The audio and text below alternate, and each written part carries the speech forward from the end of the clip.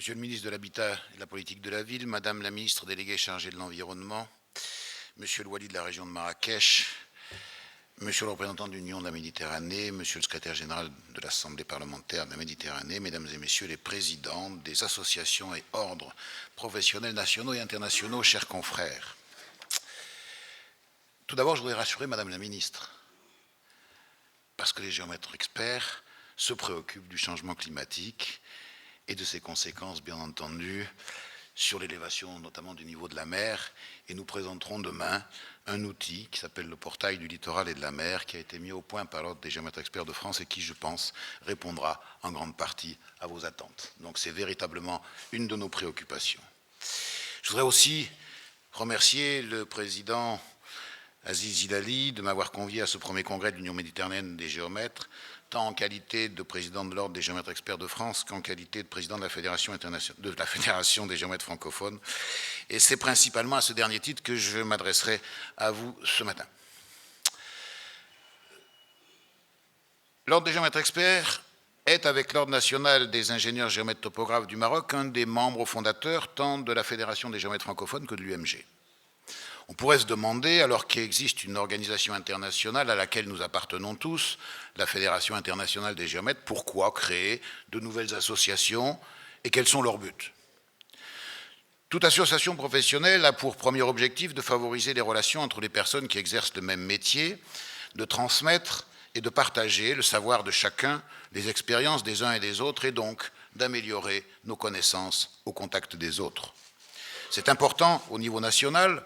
Et on voit bien dans les pays où la profession n'est pas organisée les conséquences néfastes sur l'exercice professionnel et notamment sur l'éthique de l'absence d'une organisation de régulation. C'est aussi vrai au niveau international. Au-delà des sujets professionnels, ces rencontres, rendues possibles par l'existence de nos diverses associations, favorisent les échanges de culture et sont une ouverture vers l'autre, seul gage de compréhension et de respect mutuel. Alors même s'il existe une association qu'on pourrait dire chapeau, il me paraît indispensable que des sous-groupes se constituent, rassemblant des pays qui ont, par la langue ou par le bassin de vie, par l'histoire aussi, de nombreuses préoccupations scientifiques communes. Ce qui rassemble les géomètres de la FGF, c'est d'abord la langue, outil de base de la communication dont la bonne pratique permet seule d'aller jusque dans la nuance et donc de sortir des discours formatés et généralistes. La langue française est belle, élégante, précise. Elle fut longtemps la langue de la diplomatie et dans les traités internationaux rédigés en plusieurs langues, c'est le français qui fait foi en cas de litige. Le secrétaire général Abdou Diouf rappelait l'année dernière que cette langue est largement partagée et que plus du tiers des pays de l'ONU sont membres de l'Organisation internationale de la francophonie.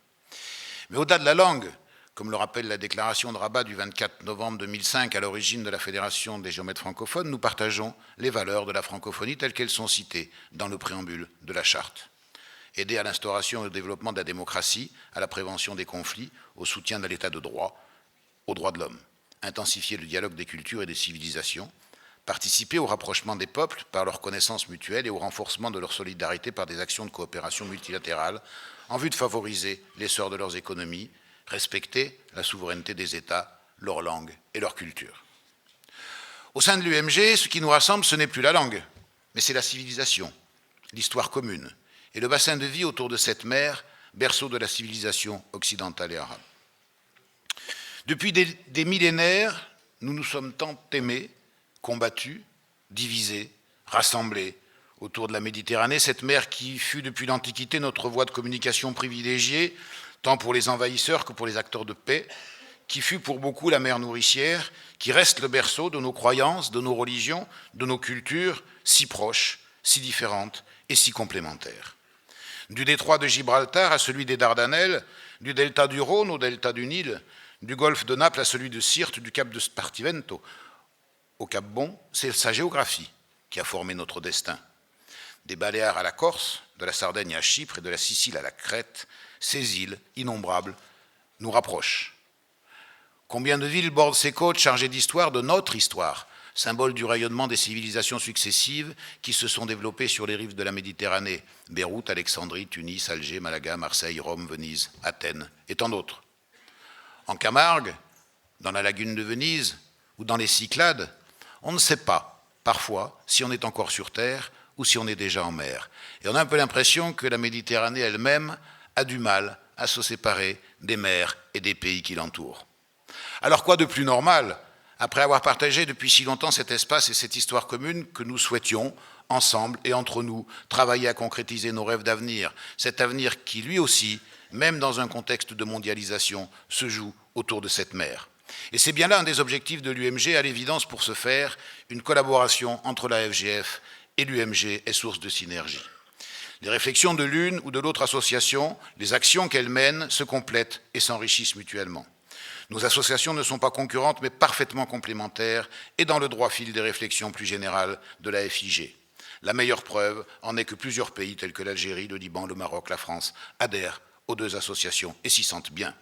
C'est la raison pour laquelle, en tant que président de la FGF, je ne peux que me féliciter et féliciter les membres de l'UMG pour ce premier congrès. Alors pour que l'association remplisse parfaitement son rôle, il va falloir l'étoffer, car de nombreux pays qui ont vocation à nous rejoindre ne l'ont pas encore fait. Ce doit être un des objectifs, qui a été défini d'ailleurs ce matin en Assemblée générale, de l'UMG. Mais je ne doute pas que ce premier congrès sera un argument de poids supplémentaire. Et ce d'autant que le thème choisi, le littoral méditerranéen, vecteur de dialogue et de développement durable, est non seulement rassembleur, mais s'attache aux préoccupations du moment qui ne peuvent pas laisser indifférents les géomètres experts méditerranéens, tous pays confondus.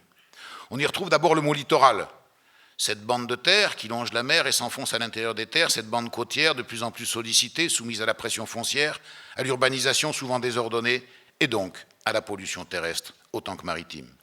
Une zone qui a toujours attiré les populations, une zone particulièrement touchée par l'érosion.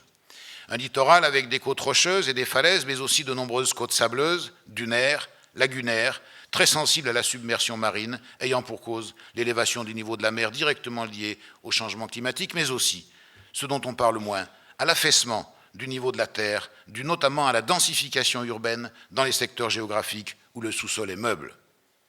Et puis il y a le mot vecteur. Les mathématiciens que sont les géomètres savent bien ce que c'est qu'un vecteur, moyen ou facilitateur de transmission. Eh bien, la Méditerranée fut et est encore ce vecteur qui lie les pays qui l'abordent. Et si elle a parfois facilité les invasions, la propagation des maladies, c'est bien grâce à elle que nos cultures se sont mélangées et font qu'aujourd'hui, nous sommes, que nous le voulions ou pas, liés par cette histoire commune. Lorsque les Phéniciens sont venus construire le port de Marseille il y a 7000 ans, ils n'ont pas seulement apporté des jarres d'huile, d'olive ou de vin, ils ont aussi apporté leur culture, leur poterie, leurs bijoux, leurs tissus, leurs croyances, leurs coutumes. Il en est de même de l'influence de l'architecture arabe en Espagne ou de l'influence italienne dans les châteaux de François Ier.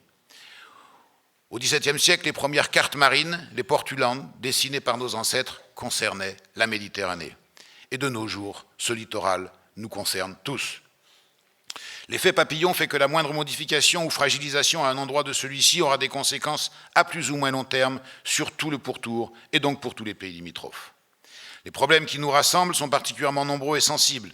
Urbanisation non maîtrisée, pollution terrestre due aux concentrations urbaines, au rejet direct dans la mer, vous en parliez tout à l'heure, changement climatique parfois plus rapide qu'ailleurs autour de la Méditerranée, avec des conséquences très variées et dont les effets sont encore difficilement prévisibles, disparition de certaines espèces de poissons et donc de ressources alimentaires à cause du réchauffement de l'eau de mer, diminution très sensible de la biodiversité, modification climatique entraînant des modifications des cultures et donc des reconversions dans le monde agricole, pénurie d'eau.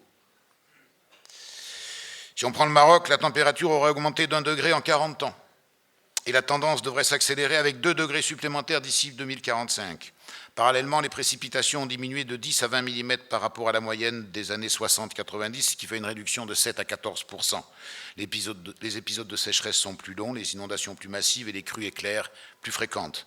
Le problème de l'assainissement des eaux usées est aussi primordial.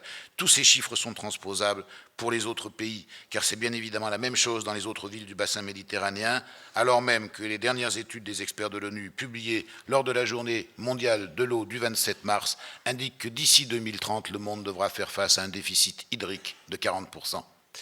Plus de la moitié de la population vivant maintenant en ville, la chasse aux fuites d'eau dans les canalisations d'eau potable ainsi que la mise en place des réseaux d'assainissement deviennent impératifs. Dans de nombreux domaines, le géomètre expert peut intervenir, aider les décideurs à mieux gérer ces territoires, anticiper les changements. Et au-delà de ces compétences spécifiques, la profession et les différentes associations qui la regroupent se veulent acteurs de paix et on retrouve d'ailleurs cette volonté clairement exprimée dans la déclaration de Rabat. Dans cette période où les attentats se multiplient, particulièrement sur nos rives, la profession doit continuer à se placer au-dessus des idéologies et des conflits, et être vecteur de compréhension mutuelle et de respect de nos identités. Madame Michaëlle Jean, la nouvelle secrétaire générale de l'OIF, rappelait il y a tout juste un mois dans une interview que rien de pérenne ne se construit dans un monde où l'éducation, l'environnement, la santé et les droits de l'homme connaissent un sévère recul. Faisons donc nôtre ce constat, et même si en tant que géomètre expert, il ne nous incombe pas de résoudre tous les problèmes du monde, nous devons être conscients que la profession dans son ensemble peut et doit participer activement à la promotion de l'éducation, à la défense de l'environnement, à la sauvegarde de la biodiversité, à l'aménagement durable des territoires, à la promotion de la diversité culturelle, de la bonne gouvernance et à la paix pour un monde meilleur. Je vous souhaite un excellent congrès.